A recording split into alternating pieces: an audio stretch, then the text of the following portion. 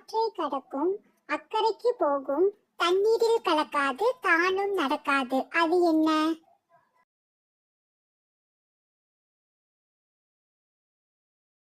பாலம். ஓடையில் ஓடாத நீர், ஒருவரும் அருந்தாத நீர். அது என்ன?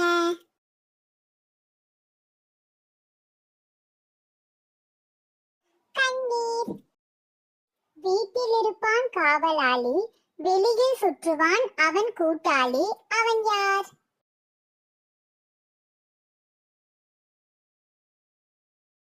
பூட்டும் சாவியும்.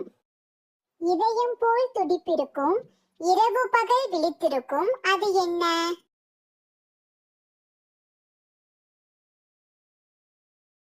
கடிகாரம். கண்ணில் தென்படுவான், கையில் பிடிபட மாட்டான். அவன் யார்?